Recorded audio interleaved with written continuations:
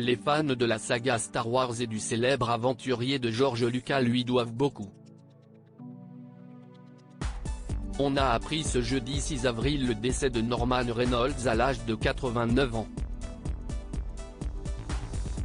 Hollywood perd l'un de ses plus talentueux artistes. On a en effet appris le décès de Norman Reynolds à l'âge de 89 ans.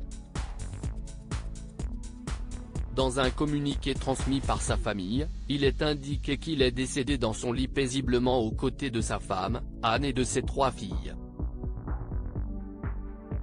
Il est l'une des légendes du grand écran, devenant l'un des chefs décorateurs les plus cotés du monde du cinéma et travaillant sur certaines des plus importantes sagas des années 80 et 90.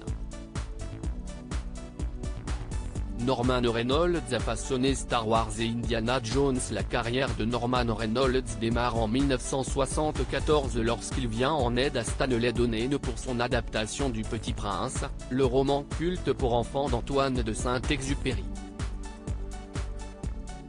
Dans ce film musical qui sera nommé au Golden Globe dans la catégorie révélation masculine, le tout jeune directeur artistique né le 26 mars 1934 à Londres, fait ses débuts et arrive à mettre à l'image des décors à la hauteur de l'œuvre que le film adapte. Mais si est son travail sur Star Wars, un nouvel espoir, 4e opus de la franchise de George Lucas, qui va faire décoller sa carrière. Avec le réalisateur et producteur, Norman Reynolds va continuer à travailler sur la saga pour le 5e opus, l'Empire contre-attaque, ainsi que le 6e épisode, le retour du Jedi.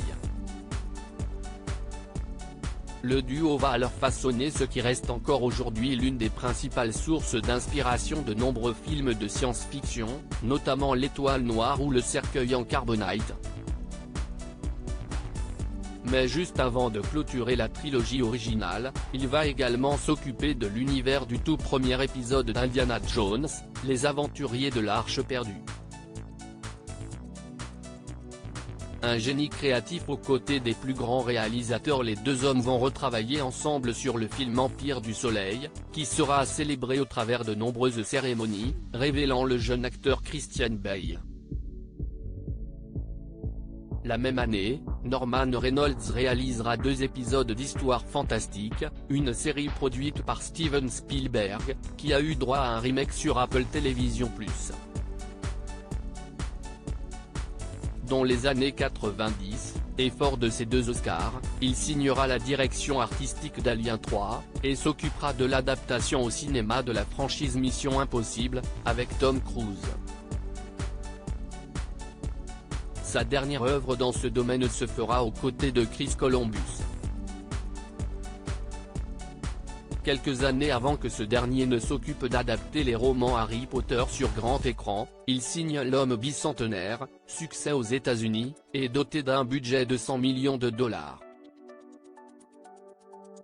Au casting, un certain Robin Williams, dans une adaptation d'une nouvelle d'Isaiah Asimov.